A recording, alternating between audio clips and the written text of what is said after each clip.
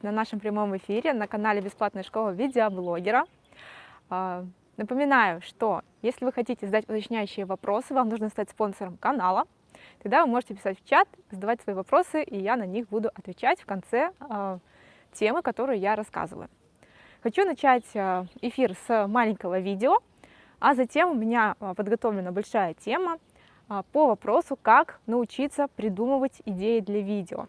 Как развить в себе вот это креативное мышление, когда идеи сами вас находят. Итак, первое видео будет «Как набрать подписчиков».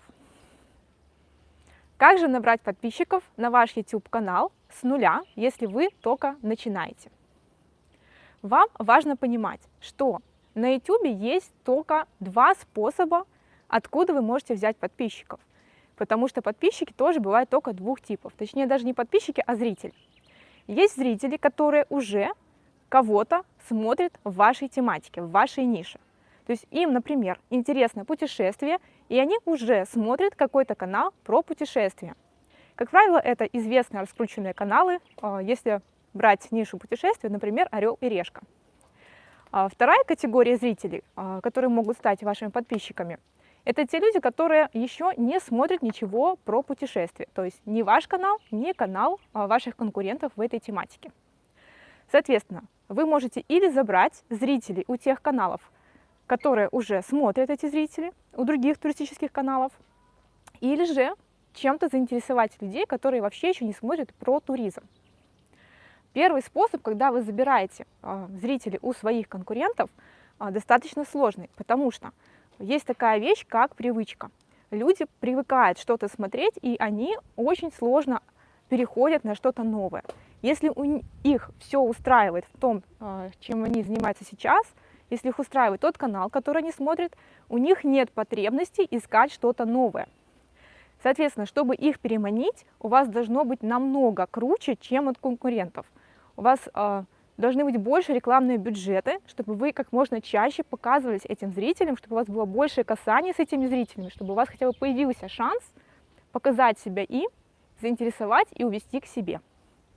Второй вариант, когда вы пытаетесь заинтересовать ту аудиторию, которая еще ничего в вашей нише не смотрит, тоже непростой, но для начинающих каналов, для тех каналов, у которых не такой большой бюджет, он более реалистичный. Потому что сейчас на самом деле уже многие ниши в YouTube заняты такими мастодонтами, очень крупными каналами, у которых такие бюджеты, что обычный человек, если это не корпорация какая-то большая, не может просто их перебить по ряду причин, потому что нет таких денег у обычных людей, которые есть у больших телевизионных компаний, которые приходят в YouTube и так далее. Как же можно переманить, точнее не переманить, а привлечь к себе аудиторию, которая пока не смотрит вашу тематику? В вашей тематике должна быть какая-то дополнительная тема, которая интересна людям. Чтобы вы поняли, о чем я говорю, я расскажу опять же на примере туристического канала. Например, вы поехали в интересный город, где есть необычные места, например, какие-то необычные здания, необычная архитектура. И есть люди, которые интересуются архитектурой, которые ищут в YouTube ролики именно про необычные здания, про необычные отели. И если вы будете позиционировать свой туристический ролик именно с точки зрения необычной архитектуры, вы можете забрать себе тех зрителей, которые пока не смотрят канал про путешествия, но смотрят видео про необычную архитектуру. То же самое, например, если вы во время путешествия посещаете какие-то места, где есть уникальные блюда. Тогда вы можете привлечь тех людей, которые интересуются интересными рецептами, кухней какой-то страны, но пока не интересуются путешествиями. И вот так по крупицам, ища людей не в той нише, в которой у вас канал, вы можете набрать для себя стартовую аудиторию. Потому что пока у вас нету стартовой аудитории, то есть это такая аудитория, которая будет смотреть вас постоянно. То есть почему большие крупные каналы могут выпускать ролики на любые темы, даже отходить от темы своего канала. Потому что их смотрят по факту того, кто там автор. Вы неизвестный автор, и чтобы вас начали смотреть, вы должны сначала хоть чем-то зацепить этих людей. То есть, например, 10 человек к вам пришли, потому что вы рассказывали про необычные здания в тех городах, которые вы посещали. Они посмотрели ваш ролик про необычное здание, и им понравился ваш стиль изложения. Они подписались и дальше по инерции смотрят теперь ваши другие ролики. Даже если в новых городах, куда вы поехали, уже нету этой необычной архитектуры. Они просто привыкли к вам как к спикеру и продолжают по инерции вас смотреть. Еще 10 человек вы взяли таким же способом из кулинарных зрителей. И тогда, когда у вас потихонечку вот нарастет из разных ниш по 10, по 15, по 20 человек, у вас будет, например, 100 человек, которые смотрят вас, которые приходят на вас, которым интересен ваш стиль изложения. И тогда вы уже можете конкурировать с другими каналами, которые туристические. Тогда вы уже можете претендовать на то, чтобы подать в рекомендации к таким каналам, к таким роликам. А пытаться с нуля, когда у вас нет вот этой стабильной базы, которая смотрит вас просто потому, что это вы, пытаться вот таким нулевым стартом бороться с теми каналами, у которых миллионная аудитория, именно вот такая аудитория, которая смотрит автора ради автора, а не ради контента, это просто нереально. Итак, подведем итоги. Есть только два вида зрителей. Те зрители, которые уже что-то смотрят в вашей теме, и те зрители, которые в вашей теме пока ничего не смотрят. Привлекать вы можете и тех зрителей, но для старта, для молодого канала лучше привлекать ту аудиторию, которая пока не смотрит никого в вашей тематике. Для примера могу вам показать один крупный канал. Когда Вдудь приходил на YouTube, тут уже было много больших каналов с интервью. И если бы он начал записывать в первыми роликами такие интервью, как он записывает сейчас, то есть с какими-то очень неизвестными коллективами, более социальные ролики, то вряд ли бы он набрал большую аудиторию на старте. Но он пришел и начал снимать ролики с теми личностями, которые были на слуху, которые уже были интересны людям. То есть он не пытался продвинуть себя как бренд. Он брал бренд, который уже смотрят, и предлагал людям интервью с этими людьми. То есть на его ролик приходили люди, которым интересен не Вдудь, а тот человек, у которого он берет интервью. Но части из этих людей понравилось, как он берет интервью, и она продолжила смотреть его интервью и с другими людьми. Таким образом, он собрал свою базовую аудиторию, которая смотрит его, а не тех людей, у кого он берет интервью. И теперь он может позволить себе сам выбирать, у кого брать интервью, то есть с кем ему интересно брать интервью. А начинал он, беря тех людей, которые интересны аудитории. Надеюсь, этот совет поможет вам более трезво взглянуть на то, как вы сейчас собираете свою аудиторию с нуля. И не пытаться попасть в рекомендованных каналом миллионникам, если у вас пока меньше 1000 подписчиков, меньше 10 тысяч подписчиков. То есть когда у вас вообще еще нулевой канал по сравнению с теми каналами, с которыми вы пытаетесь бороться. Пора барабан.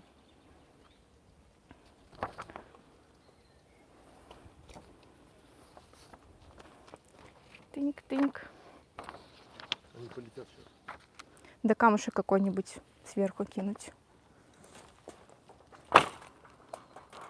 Ну или так. Итак, следующая тема у нас про то, как научиться придумывать идеи для видео. Как мы часто говорим, лучше хорошо украсть, чем плохо придумать. И нам казалось, что это же элементарно. Подсмотри и возьми. Но чем больше мы записываем наши ролики про идеи, чем больше мы рассказываем эти идеи, у нас на канале уже больше 1000 идей, которые мы предлагаем вам именно не придумывать, а взять готовое и реализовать. И я начинаю понимать, что даже украсть идею не всегда просто. Не всегда просто переложить идею на себя, на свой опыт, на свои способности, на свой бюджет. Поэтому сегодня я хочу рассказать именно о том, как научиться чувствовать идею, чтобы идея к вам приходила сама. Потому что здесь уже нужно себя настроить на вот такую волну, с которой будет резонировать идея. Итак, как же научиться придумывать идеи для видео, для постов, для каналов? Ответ очень простой. Вы должны окружить себя такой средой, в которой эти идеи появляются, в которой они могут возникнуть. Что же это за среда? Мы сейчас находимся с вами в таком положении, когда информации очень много, большая часть ее очень низкого качества, и вся информация очень доступна. Из-за этого у нас начинается переупотребление информации. То есть, когда, например, в Америке начали появляться фастфуды, то есть еда в большом количестве и доступная, появилась проблема ожирения у населения. И эта проблема, она визуально видна, она отражается на здоровье, люди сразу ее заметили и начали с ней бороться, организовывать свое питание, образ жизни и так далее. На самом деле сейчас в мире информации произошло ровно то же самое. Мы сейчас тоже питаемся фастфудной информацией, легкой, в большом количестве, бесконтрольно. И по факту наш мозг тоже заплывает вот таким жирком. Но мы этого не видим, мы этого не ощущаем и, соответственно, не предпринимаем шагов для решения этой проблемы. Опять же, связано это еще и с тем, что эта проблема глобальная, то есть каждый из людей сейчас находится в такой ситуации. А чем больше людей подвержены чему-то, тем больше вот это становится нормой. То есть норма – это то, что есть у большинства. И сейчас у большинства есть переизбыток, перепотребление информации низкого качества. И если вы постоянно потребляете информацию, то есть ваш мозг всегда работает на то, чтобы потреблять, у него просто нет возможности генерить самому что-то. Он всегда в процессе переваривания. Он не может сам что-то создавать. То есть пока вы являетесь потребителем информации, вы не можете стать производителем этой информации. Поэтому что же делать?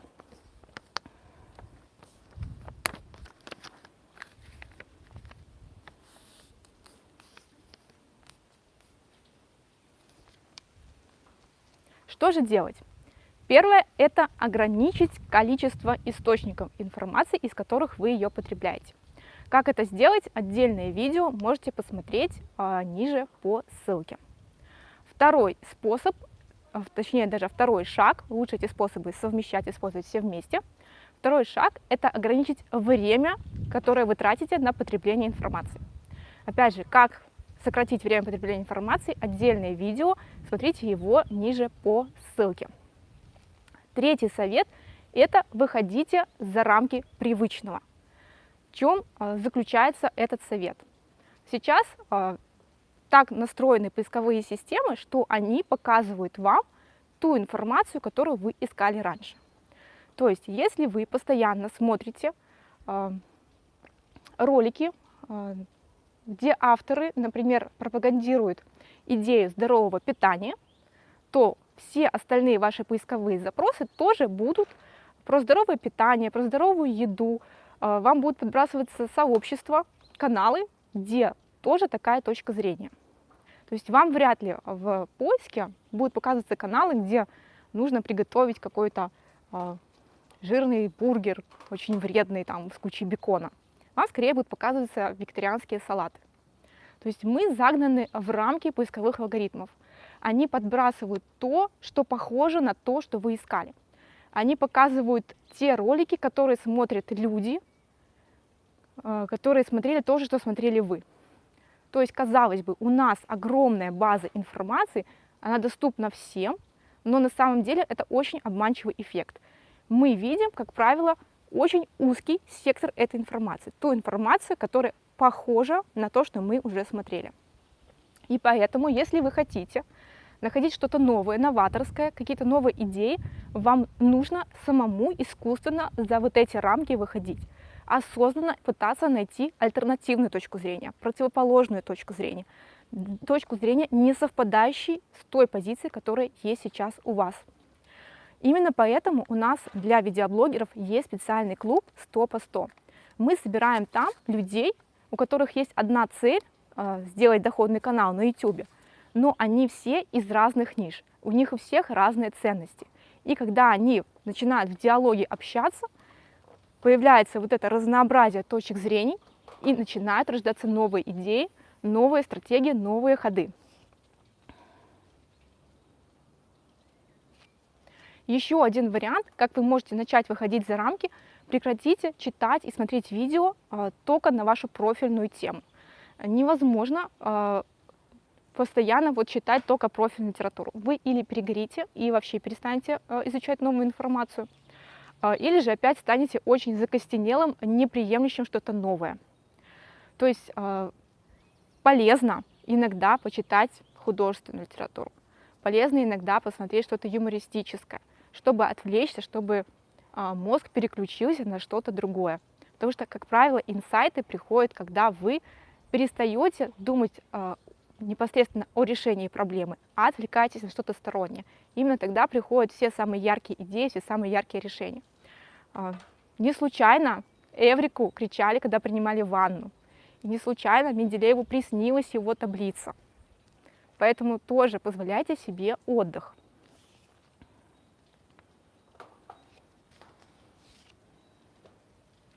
Еще один способ выходить за рамки, он очень важный, и сейчас многие люди этого не делают, это общение непосредственно с другими людьми на ту тему, которую вы сейчас изучаете. Когда вы начинаете кому-то объяснять, рассказывать, вы сами лучше понимаете вопрос, и, как правило, тот человек, которому вы рассказываете, дает вам обратную связь, задает те вопросы, которые сами вы себе не задали. Поэтому старайтесь рассказывать о тех вопросах, которые вам интересны, как можно больше количеству людей. Например, наши прямые эфиры тоже служат той задачей, чтобы мы еще раз проговорили, нашли слабые места в тех знаниях, в той информации, которую мы рассказываем. Чтобы вы написали нам в комментариях, что непонятно, с чем вы не согласны, какую альтернативную точку зрения вы где-то читали или видели. Мы всегда это приветствуем. Когда нас дополняют, уточняют, мы готовы услышать вас, готовы изменить свою точку зрения, если для этого будут на самом деле аргументы. Поэтому не стесняйтесь спорить с нами в комментариях. Комментарии доступны всем. Чат стрима доступен только для спонсоров, но в чате тоже можно уточнять, дополнять и высказываться.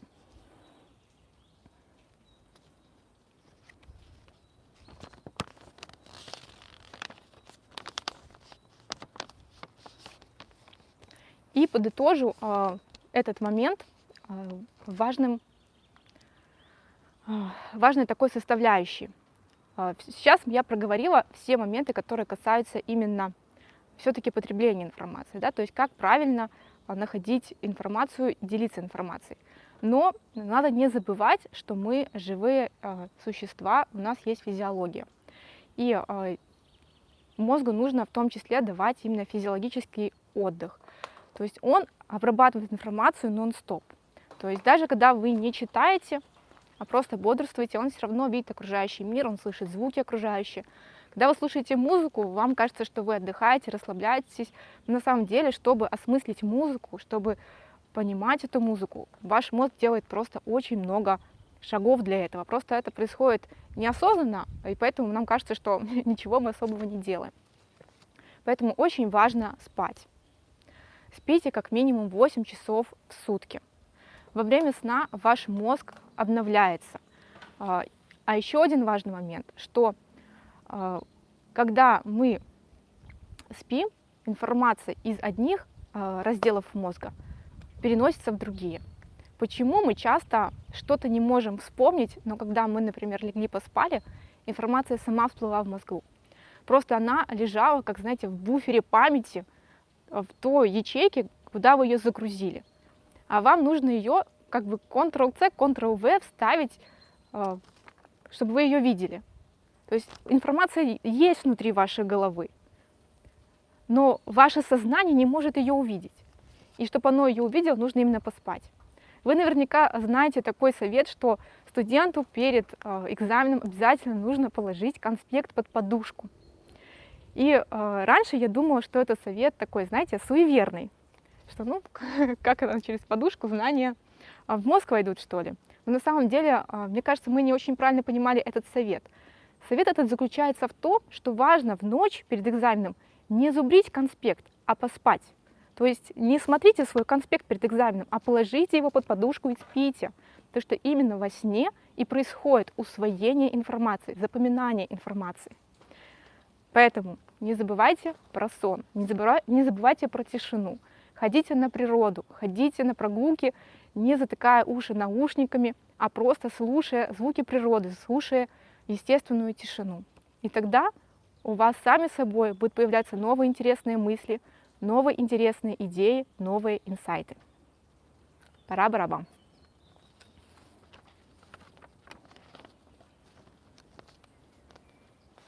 Сколько минут? 20.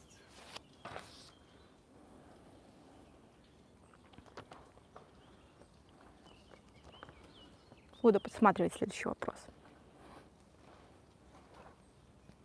В этом видео я хочу рассказать вам, как можно понять, что у вас интернет-зависимость, информационная зависимость, которая как раз-то и мешает креаторам становиться креаторами. То есть часто авторы YouTube-каналов пытаются выжать из себя какие-то идеи и не могут найти интересную идею. На самом деле причина в том, что вы не можете дать своему мозгу возможность что-то скреативить, потому что постоянно потребляете информацию сами. То есть вы постоянно в телефоне или постоянно смотрите телевизор или постоянно залипаете в социальные сети. Так вот, если вы думаете, что информационная зависимость не про вас, сейчас я расскажу 10 пунктов, такой чек-лист, по которым вы можете себя проверить или убедиться, что на самом деле эта проблема вас не коснулась, или же все-таки задуматься о том, что да, действительно, это на меня похоже и нужно что-то делать. А что делать, я рассказываю в отдельных роликах, ссылка на них будет в описании ниже. Итак, первый момент. Многие не понимают, что информационная интернет-зависимость может быть разной. То есть это не обязательно зависимость от социальных сетей. Это может быть зависимость от онлайн-казино, или от игр, или от листания ленты в Инстаграме, или же от того, что вы постоянно смотрите сериал за сериалом, не можете прерваться на одной серии и смотрите сериал до конца. Или еще один тоже интересный вид такой зависимости – это онлайн-шоппинг. То есть вы заходите на интернет-магазин и даже ничего не покупая, просто смотрите раздел за разделом, переходите на новый товар, сравниваете, читаете отзывы и не замечаете, как проходит несколько часов. То есть подумайте, возможно, вы считали, что зависимость бывает только от социальных сетей и не понимали, что у вас просто зависимость информационная немножко в другой сфере. Второй признак, что у вас есть зависимость, это вы не успеваете делать домашние и рабочие дела. Вам перестало хватать часов в сутках на обычные дела, которые делаются по дому или на работе. Вы постоянно в режиме какого-то дедлайна. Если у вас это постоянно, то, скорее всего, это связано с тем, что большую часть дня своего продуктивного времени вы проводите именно за потреблением информации в социальных сетях, в YouTube, за играми или в интернет-магазинах. Третий признак, что стоит обратить на что-то внимание, это когда вы скрываете от друзей, знакомых, родных реальное время, которое вы проводите в сети. Как это может выражаться? Например, вас зовут куда-то пойти сходить, и вы вместо реальной причины, то, что «извини, я хочу поиграть в игру», придумываете какую-то отговорку. То есть вы как-то подспудно понимаете, что эта причина не совсем адекватная, и поэтому скрываете ее и называете что-то другое. Или, например, вам родные уже неоднократно делали замечание, что ты очень много проводишь времени в интернете, и вы теперь стали скрывать, что вы в нем сидите. То есть вы находите время, когда никто не видит, где-то закрываетесь в комнате и продолжаете сидеть в телефоне. Или, например, даже уходите как бы на прогулку, но на прогулке вместо прогулки садитесь и опять залипаете в телефон. То есть если вы скрываете, что вы находитесь в сети, то, скорее всего, у вас уже есть зависимость.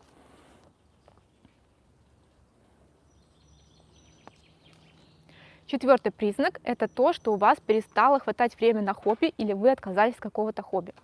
Например, раньше вы очень много читали книг, или вы рисовали, или даже просто ездили на велосипеде, ходили на прогулки, и сейчас вы, если проанализируете свою жизнь, поймете, что вы перестали это делать, потому что вроде как на это перестало хватать времени. Поэтому подумайте, от чего вы отказались в последнее время, и не связано ли это с тем, что это время вы теперь тратите на интернет.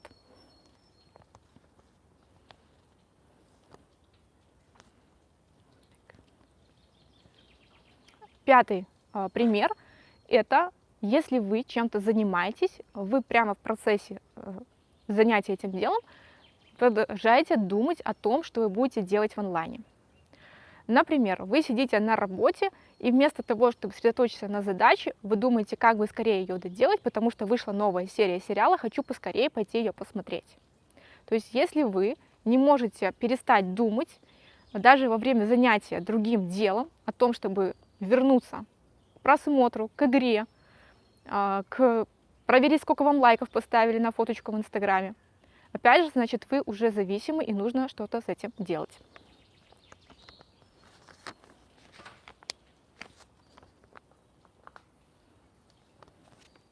Следующий признак – это вы, в принципе, стали общаться в основном в онлайне, и у вас пропало живое общение. То есть вы часто отказываете своим реальным живым друзьям встречи для того, чтобы поделать что-то в интернете, отказываетесь от совместных посиделок, отказываетесь от поездок, и тем самым все меньше социальных связей у вас остается в реальной жизни, и хорошо, если такие связи хотя бы есть в интернете.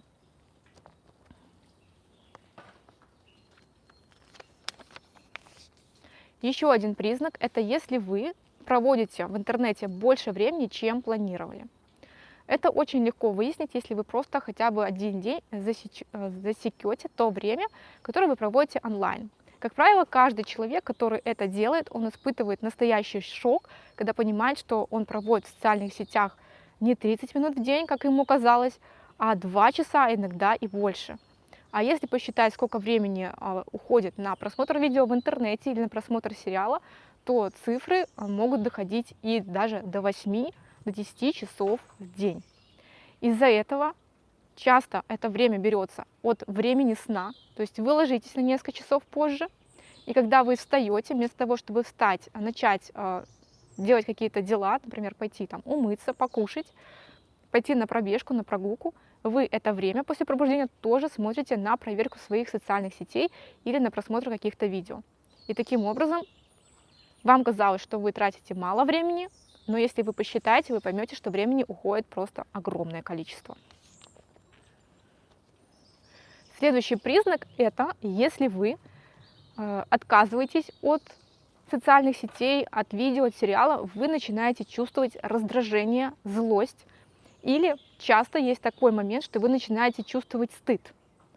То есть вы решили для себя ограничить количество времени в интернете, думая, что я могу себя контролировать. Я хочу, например, чтобы у меня было 2 часа на прогулку, поэтому я буду меньше смотреть там сериалов. Вы это для себя решили, но когда вы начинаете это реализовывать, вы замечаете, что вы раздражительный, злой. Или же, когда вы берете свой телефон, даже когда вам это, казалось бы, нужно, вы начинаете чувствовать стыд, как будто вы с чем-то не справились. То есть если у вас вот такие возникают эмоции, то, скорее всего, у вас уже такая стадия зависимости, что вам сложно отказаться.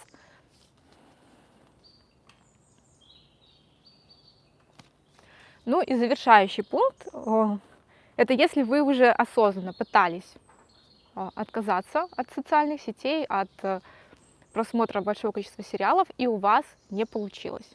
То есть если у вас не получилось, то значит дело запущено и нужно пробовать еще раз.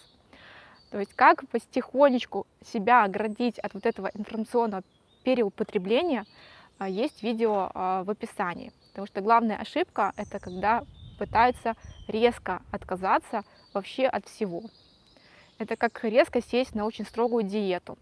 Вы в любом случае сорветесь и опять будете бесконтрольно потреблять информацию. Поэтому проверьте себя по этому чек-листу. Если вы поняли, что у вас есть зависимость от потребления информации, от интернета, значит, вы один из нас, один из людей, которые живут сейчас в развитых странах, у которых есть доступ в интернет, потому что очень мало людей, у которых есть доступ к интернету, не становится зависимым от него.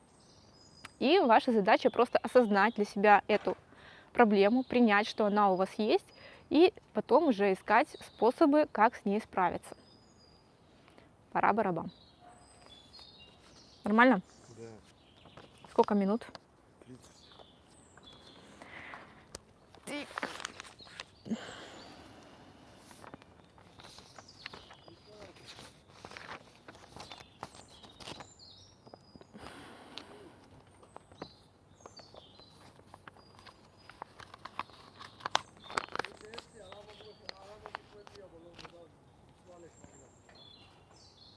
В этом видео вы узнаете, как быстро и безболезненно сократить то время, которое вы проводите в социальных сетях.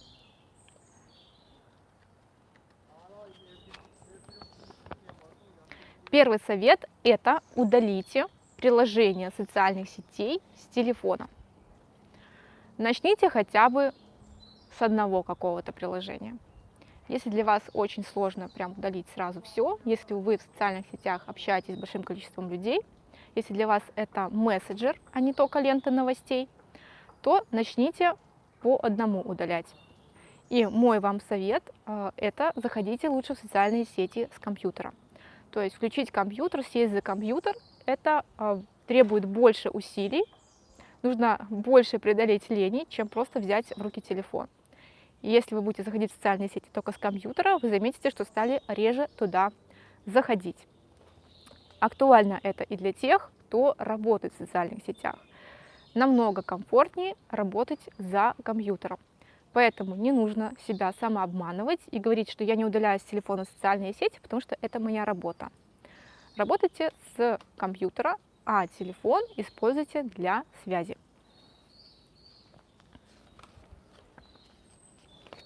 Второй совет – это отпишитесь от тех людей и групп, которые вы давно уже не читаете. Часто нас привлекает какой-то отдельный пост интересный, мы подписываемся из этого поста, и в итоге у нас в подписках и в друзьях там, под 5000 друзей, по 100, по 200 групп, которые нам интересны. Но на самом деле мы и этих людей не следим за ними, что они пишут в своих профилях, и группы тоже эти мы не читаем. Но, однако, посты от этих людей, от этих групп тоже иногда попадают в ту ленту, которую вы скроллите в социальных сетях. И, соответственно, там половина постов, которые вам не интересны, вы их просто прокручиваете, но на это опять уходит время, и эта лента становится просто бесконечной. Поэтому начните потихонечку чистить свои подписки от тех людей из сообществ, на которые вы подписались, но уже давно не следите. Следующий совет тоже связан с вашими подписками. Когда вы почистили их от тех групп и людей, которые вы не читаете, начните удалять тех людей и те группы, которые не несут для вас пользы, а часто, наоборот, несут негатив. Например, самая большая проблема – всем нам сложно отписаться от аккаунтов наших одноклассников, сокурсников, бывших коллег по работе, возможно, даже наших дальних родственников. Потому что, ну как же, мы же их обидим. Они добавили нас в друзья, а вдруг мы их удалили.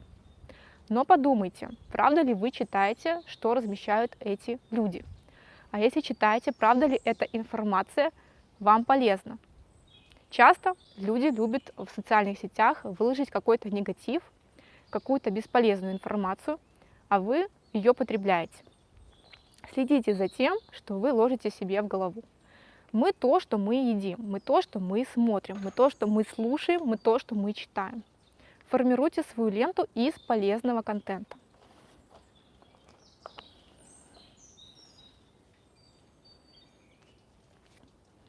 Следующий совет – это выберите для общения с друзьями, коллегами, с родственниками какой-то один мессенджер.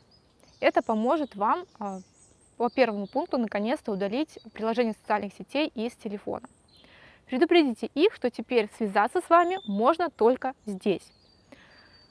Потому что сейчас, я знаю, это распространенная такая отговорка, что я не могу удалить это, потому что мне там пишет тот-то, тот-то, а это не могу, потому что пишет тот-то, тот-то. Просто предупредите людей, что я здесь буду недоступен, если хочешь со мной пообщаться, пожалуйста, пиши мне сюда. Еще круче, если вы организуете, чтобы вам писали на почту. Потому что почту мы проверяем все-таки реже, чем социальные сети. И когда люди пишут письмо, они пишут вам более емко, более важную информацию. То есть по мелочи вам уже письмо писать не будут. Особенно я рекомендую это сделать для общения с клиентами. Потому что часто клиенты могут писать ночью, а почту вы можете проверять в удобное для вас время, никакие уведомления вас не будут беспокоить. Следующий совет касается электронной почты. У многих время на электронную почту уходит столько же, сколько и на социальные сети. Просто потому, что почта у них замусорена различными письмами от различных рассылок. Потому что, когда мы хотим получить что-то бесплатное, например, какой-то бесплатный чек-лист, бесплатный курс, бесплатный вебинар, бесплатный марафон, мы заполняем форму, куда вводим свою электронную почту. И в итоге на нашу электронную почту приходят рекламные брошюры, посты от вот всех вот этих, казалось бы, бесплатных марафонов, курсов, постов и так далее. И чтобы отписаться, вам нужно именно вручную зайти и отписаться от этого. На каждом сайте, где вы регистрируетесь, тоже, когда вы регистрируетесь, как правило, вам автоматом начинает приходить рассылка от этого сайта. Так вот, зайдите, не поленитесь и почистите свою почту, чтобы там остались только полезные контакты и чтобы там не было лишних рассылок, чтобы вам не нужно было каждый день сортировать вашу почту и удалять те письма, которые вы не планируете читать. Пускай эти письма вообще не приходят. Зачем вы делаете эту рутинную работу каждый раз? Один раз отпишитесь от ненужного и получайте только правильные, хорошие письма.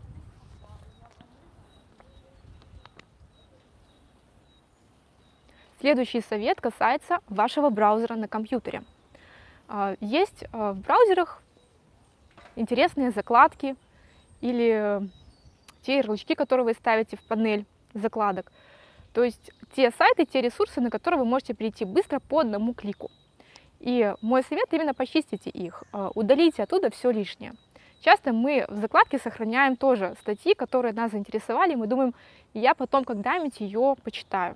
И, как правило, мы ее не читаем, информация в этой статье становится уже не актуальной, но она висит вот там у вас в браузере.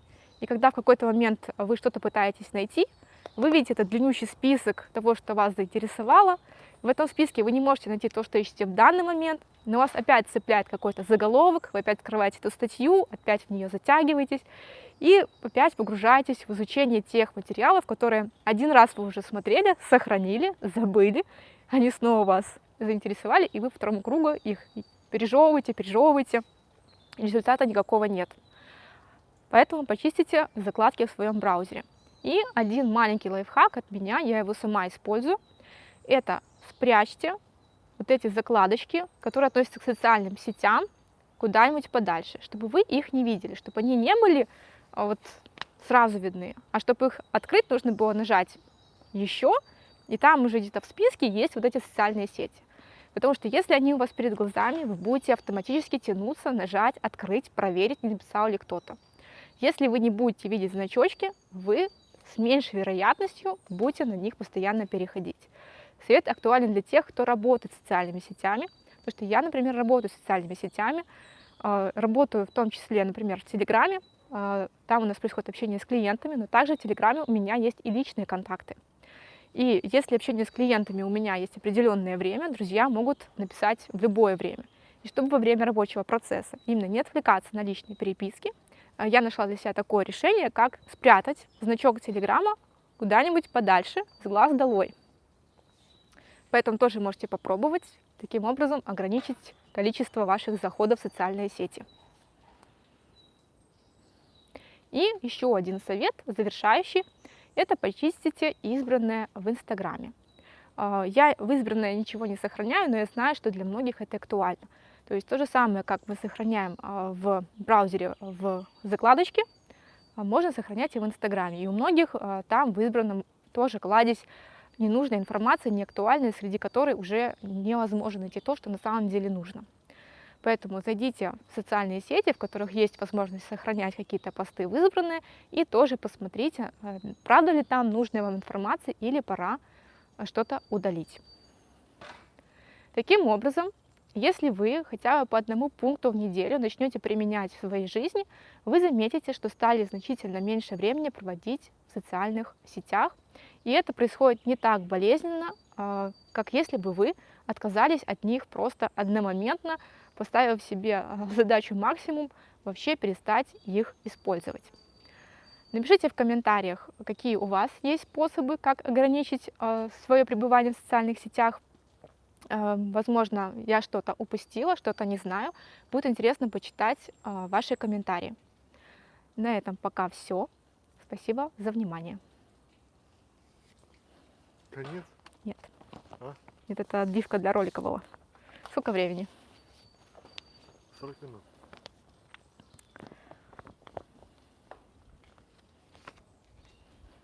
В этом видео вы узнаете, как устроить для себя информационный детокс. То есть, как научиться проводить меньше времени в сети, в интернете, за гаджетами, за телефоном, за компьютером. Будет несколько советов, которые вы можете потихоньку внедрять в свою жизнь, чтобы она стала ярче, интереснее, чтобы вы наполнились энергией, чтобы к вам чаще приходили интересные идеи для ваших видео, для ваших постов.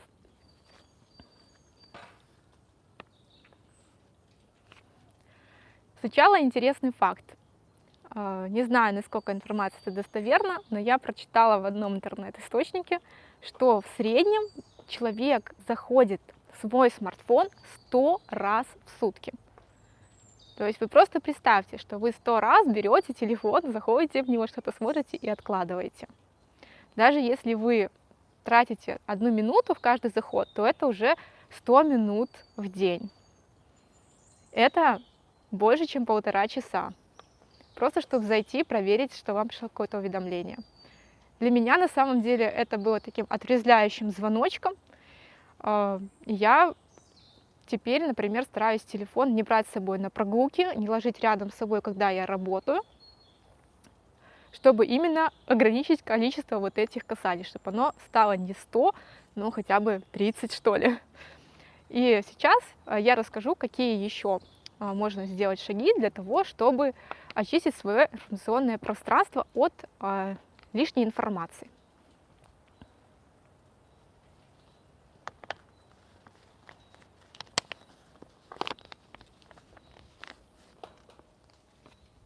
Первый совет – это сократите количество времени, которое вы проводите в социальных сетях. Как это сделать, я отдельно рассказала в ролике, там есть 7 советов, которые вы потихонечку внедряя, можете как раз-то выполнить этот пункт. Второй совет – это постарайтесь как можно меньше пользоваться смартфоном. Как я уже сказала, положите его подальше, чтобы вы его просто не видели. Если вам нужно выйти в интернет, посмотреть какую-то информацию или по работе, лучше воспользуйтесь компьютером или ноутбуком. Чтобы включить компьютер или ноутбук, вы потратите больше времени, у вас будет меньше желания заходить в интернет по каждому незначительному поводу, если вам для этого нужно будет каждый раз включать компьютер. Потому что главная проблема смартфона, почему мы так часто к нему прикасаемся, это то, что это очень легко. Руку протяни, кнопочку нажал, все, ты уже в нем. С компьютером, с ноутбуком несколько больше нужно совершить действий, соответственно, мы стараемся много действий не совершать, так уже мы устроены. Мы существа ленивые, мозг не хочет много действий делать.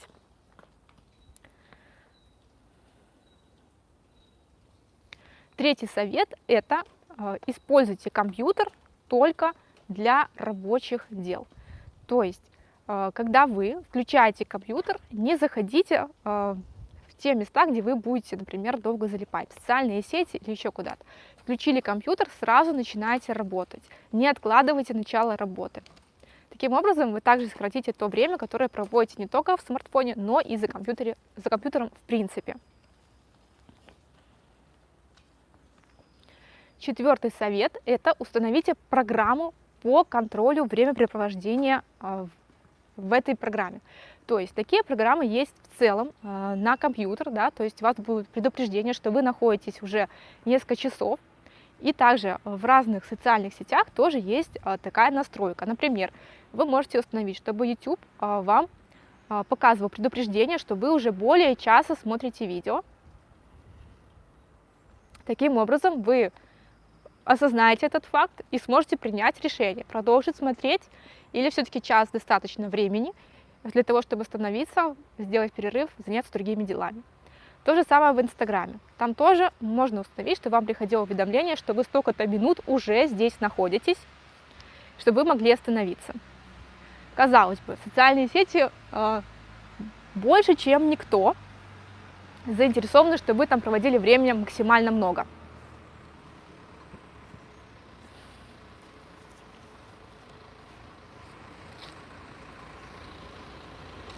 Подождем, пока проедет.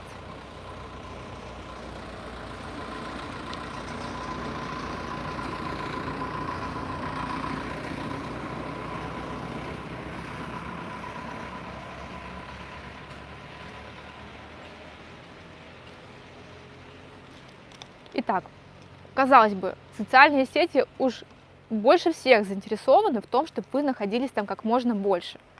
Но даже они понимают важность той проблемы, которая сейчас назревает в нашем обществе, как информационная зависимость, что люди, особенно дети, уж очень много времени проводят в социальных сетях, в YouTube, смотря в телефон или в экран компьютера. Поэтому они сделали вот такой предупреждающий механизм внутри своих программ. Как бы поставили плюсик себе в карму, что мы сделали все возможное, чтобы вас предупредить.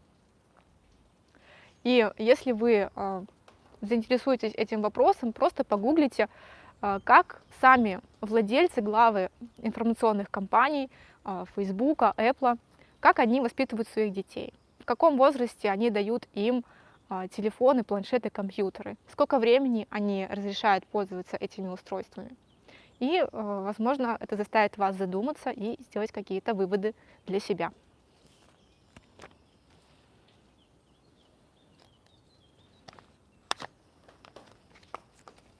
Следующий совет – это не используйте гаджеты в первый час после пробуждения. То есть купите себе будильник, который использовали в прошлом веке, который часы с будильником. Не ставьте будильник на смартфоне, а купите обычный старенький будильник. Он стоит не очень дорого, можно это себе позволить. И просыпайтесь по нему. И в течение часа начинайте заниматься утренними делами. Сходите, почистите зубы, примите душ, заварите себе чашечку кофе, выйдите на прогулку, сделайте зарядку. То есть час времени посвятите тому, чтобы проснуться, чтобы порадоваться новому дню, подумать о чем-то, проснуться окончательно. И только потом, если вам это так необходимо, заходите уже в телефон, в компьютер и начинайте ими пользоваться. Потому что часто мы, когда проснулись, даже не вставая с кровати, мы берем свой телефон и еще час-полтора, а в выходные дни, может, и 2 часа, а может, и весь день выходной, мы так и остаемся лежать с телефоном в руках.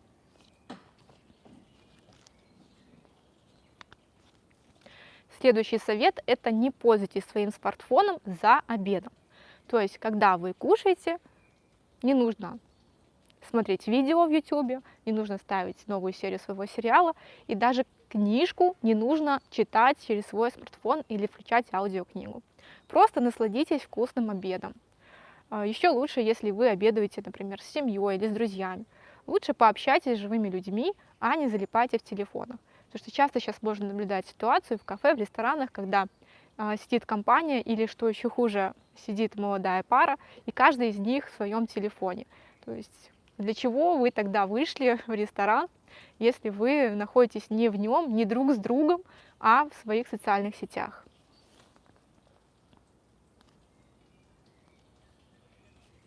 Следующий совет – это когда вы встречаетесь со своими друзьями, опять же, не пользуйтесь гаджетами.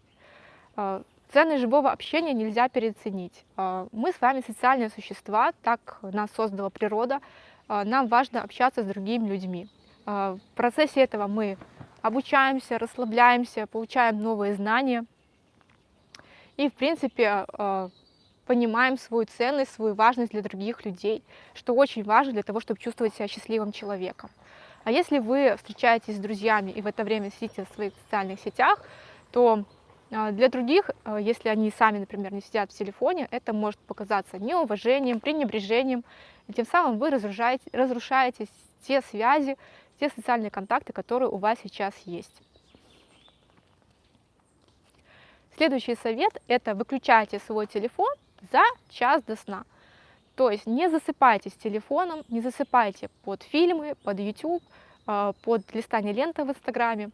Вы решили, что вы готовитесь ко сну, выключили телефон, завели будильничек, я уже говорила, купите себе обычные часы с будильником, и засыпайте, опять же, в тишине, в темноте, чтобы ваш мозг потихонечку переставал работать на потребление информации и начинал засыпать. И еще один совет завершающий – это выходите на прогулку без телефона. Не нужно на прогулке обязательно слушать музыку или слушать аудиокнигу или отвечать на те сообщения, которые внезапно вам пришли на телефон. Найдите время для того, чтобы побыть наедине с собой. Часто мы начинаем залипать в телефоны еще по той причине, что мы боимся остаться наедине с собой, потому что нас гложет, волнует какая-то проблема, в которой мы сами боимся себе признаться. Но когда мы убегаем от проблемы, мы не можем ее решить. Поэтому очень важно позволять себе находиться наедине с собой в тишине. И лучший способ для этого – это пойти куда-то на прогулку, на природу, в ботанический сад, на набережную, в парк в вашем городе. И без гаджета просто походить в тишине, подумать о себе, о своих целях, о своих мечтах. Вообще очень важно, я вам очень рекомендую час или полчаса в день мечтайте о чем-нибудь. Это тоже очень помогает ставить более амбициозные цели, быть более счастливым и стремиться к чему-то большему. Надеюсь, вы будете использовать эти советы для того, чтобы устроить себе информационный детокс. Это очень важно для того, чтобы стать креативным автором, для того, чтобы у вас появлялись новые интересные идеи. А также это важно просто для того, чтобы вы стали счастливым, чтобы вы ощущали жизнь в ее полноте, в ее многообразии, в тех ярких красках, которыми она окрашена. Спасибо за внимание. На этом пока все. Сколько минут? Сколько минут? 53.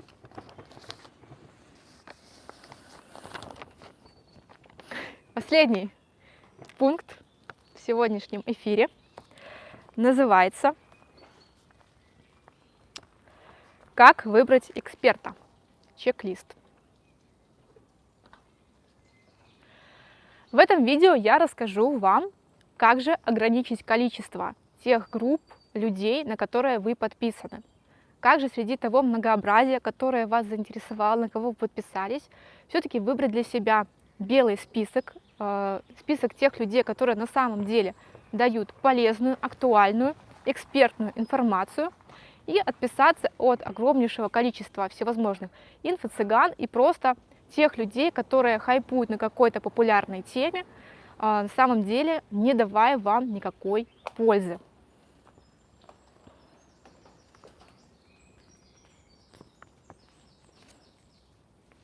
На самом деле, для того, чтобы разобраться в том многообразии информации, которая сейчас у нас есть, нужно усилие.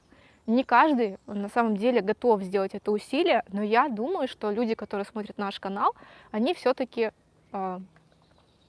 принадлежат к такой образованной элите, и они готовы сделать это усилие.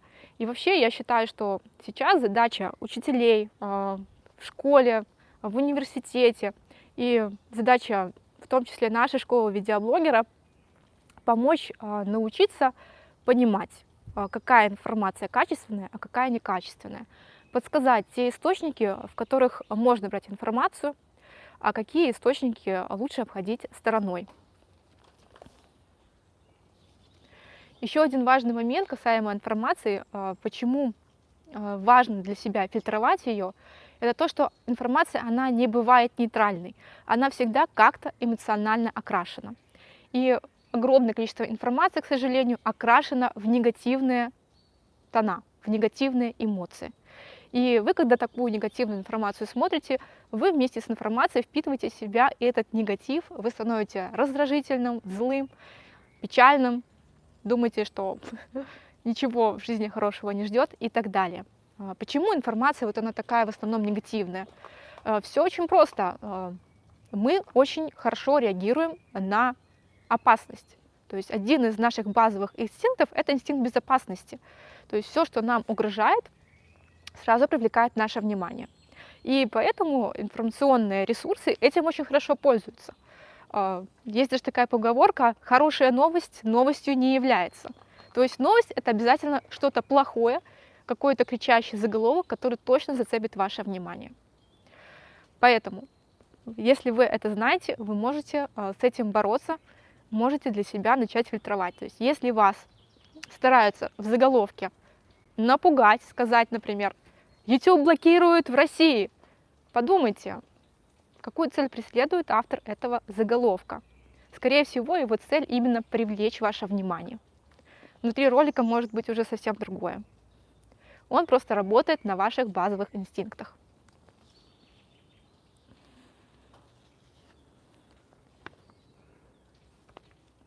Итак, будет лучше, если вы начнете для себя составлять вот такой белый список ресурсов, которые вы будете читать, мнению которых вы будете доверять, а всю остальную информацию вы уже будете так или иначе сравнивать со своим белым списком.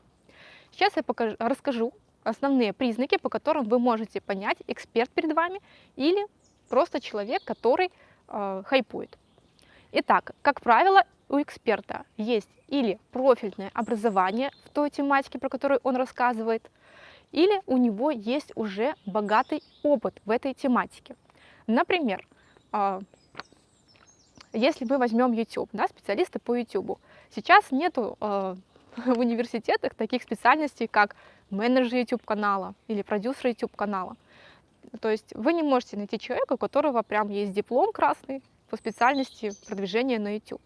Но в то же время уже есть эксперты, которые просто большое количество лет работают в этой тематике, и, соответственно, они вместо своего образования показывают вам свой опыт, свою экспертность. Второй момент, по которому вы можете определить, эксперт перед вами или нет, это какой у него есть бэкграунд в информационном поле. То есть как давно он начал рассказывать об этой теме в интернете или в других информационных ресурсах. То есть, например, возможно, он в интернет пришел недавно, но он уже там 10 лет про это же рассказывал на телевидении. То есть обратите внимание, как давно у этого человека появились посты на эту тему, видео на эту тему, публикации на эту тему. Начал он это делать только вчера или он уже в течение 10 лет постоянно рассказывает про эту тематику. Очень хорошо это можно проследить на теме инвестиций. То есть есть на самом деле хорошие профессиональные каналы, которые ведут инвестора, и они год за годом рассказывают про то, как правильно инвестировать, про стартапы и так далее. И в то же время, если вы введете в поиск, то вы увидите кучу роликов от каналов, которые раньше занимались чем угодно, но не инвестициями. Там и кулинарные блогеры, и блогеры, которые занимаются продвижением на YouTube, все вдруг резко стали знатоками по инвестициям. Задумайтесь, если у человека это первый ролик на канале про инвестиции, правда ли он эксперт в этом вопросе.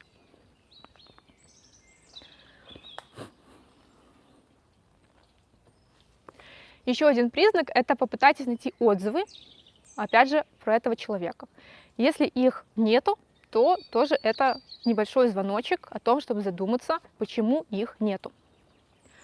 Еще вы можете обратить внимание, как человек формулирует свою речь, то есть какие слова он в ней использует, и вообще какие он делает выводы, когда что-то вам объясняет. Настоящие эксперты редко говорят что-то категоричное.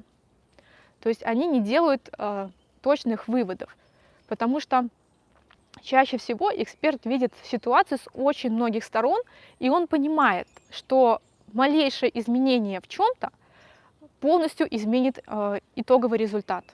И мы не можем предвидеть, какое изменение произойдет. Поэтому, как правило, эксперт не делает точных прогнозов, а говорит как приблизительно будут развиваться события, и проговаривать, что я считаю, что, скорее всего, это останется неизменным, а вот здесь могут произойти вот такие и такие изменения.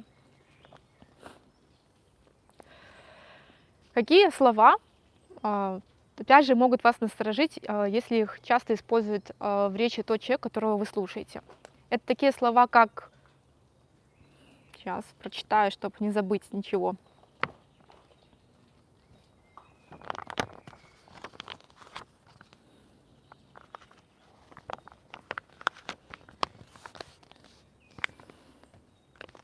Всегда, никогда, обязательно, непременно. То есть такие очень категоричные слова. Это слова, которые говорят о том, что человек очень стереотипно мыслит. Про стереотипы, про ограничивающие убеждения, про тараканы в голове у нас есть целый подробный урок.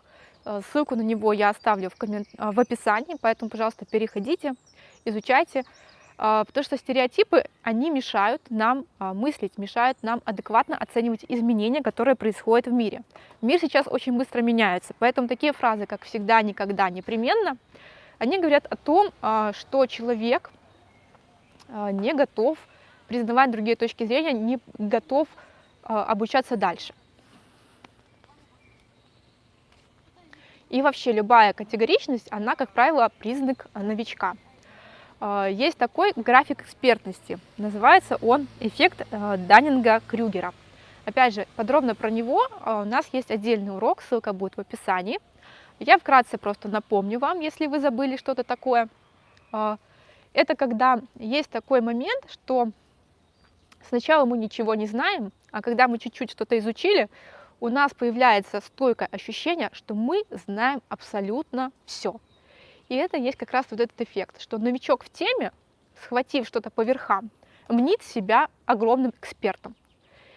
В то время как затем, если человек продолжил дальше обучаться, он начинает знать больше, а самомнение его приходит в норму, он начинает понимать, что он при этом еще очень многого не знает. Очень часто у экспертов есть синдром самозванца. Они не могут признать, что они в чем-то эксперты, потому что они видят тот пласт, который им неизвестен. А новички, они как раз наоборот, не осознают, что им неизвестно, и мнят себя гуру просто, которым больше нечего учить. Поэтому если вы встречаете кого-то, кто категорично вам что-то заявляет, говорит, это всегда, никогда, непременно, только так, то, скорее всего, это новичок, который прочитал какую-то книгу или прошел какой-то курс у такого же эксперта, и теперь возомнил себя великим учителем, который может научить вас всему и вся.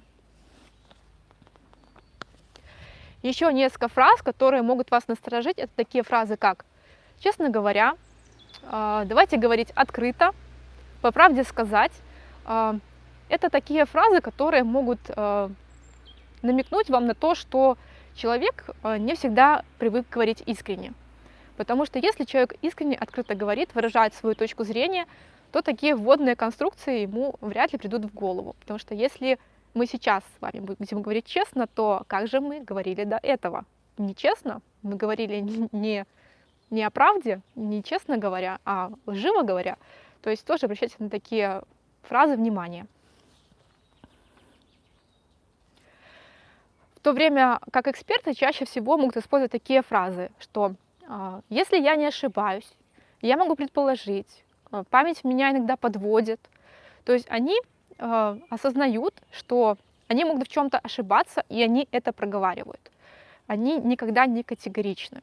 Они всегда оставляют, как для самих себя, вот такую лазейку, чтобы поменять свое мнение, так и для вас, чтобы вы не брали все их слова как догму, как нерушимую истину, а прорабатывали, пропускали через себя информацию.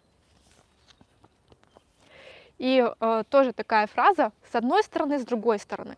Я уже говорила про это, что эксперты, они вообще видят ситуацию с очень большого количества сторон. Они сталкивались с этой проблемой и там, и там. И они прогнозируют вот очень много вероятности развития событий. Поэтому, опять же, такая фраза, как с одной стороны так, с другой стороны так, она очень сильно должна вас настроить на то, что, скорее всего, перед вами человек, который знает, о чем говорит. Если взять мою специфику продвижения YouTube-каналов, то тут, опять же, когда нам приходят и задают вопрос, а какие теги мне поставить в видео, я не могу вам точно сказать, какие теги поставить, потому что все зависит от того, какой у вас бюджет, какая у вас тематика, как много роликов вы можете снять. То есть, когда у вас большой рекламный бюджет, да, с одной стороны, если у вас большой рекламный бюджет, вам лучше продвигаться по высокочастотным ключевым словам. Но с другой стороны, если у вас бюджета нету, вам нужно продвигаться по низкочастотным тегам. И как я могу ответить на вопрос, какие теги использовать человеку, если я вот не знаю, с какой стороны к нему подойти? Это все можно выяснить только в ходе непосредственного общения с этим человеком, на консультации. Поэтому все наши уроки, они вот такие расплывчатые, после которых остаются вопросы. Потому что сказать что-то конкретно можно только конкретному человеку, конкретному каналу.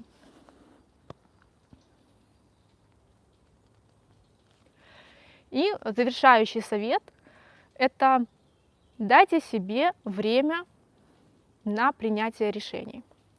Устраивайте себе информационный детокс. Как это делать? Есть отдельный урок, он есть ниже по ссылке в описании, посмотрите. И дайте себе подумать и принять решение. Эта информация вам подходит, этот человек вам подходит, это предложение вам подходит, потому что вот есть такой прием у мошенников, у недобросовестных продавцов, когда они искусственно заставляют вас быстрее принять решение. Возможно, вы видели, что на сайтах с курсами всегда стоит такой счетчик, что скидка в 30% перестанет действовать через 1 минуту 30 секунд. И идет отсчет этих секунд. То есть вас искусственно заставляют принять решение в течение 2 минут. И это неправильно. Вы должны принимать осознанное решение, для этого нужно время. Если вы видите, что вас пытаются заставить принять решение прямо сейчас, необдуманно, скорее всего, человек, который вас хочет заставить это сделать, не хочет, чтобы вы заметили что-то не то в его предложении. Всегда берите время на размышление, чтобы посмотреть с разных сторон на это предложение.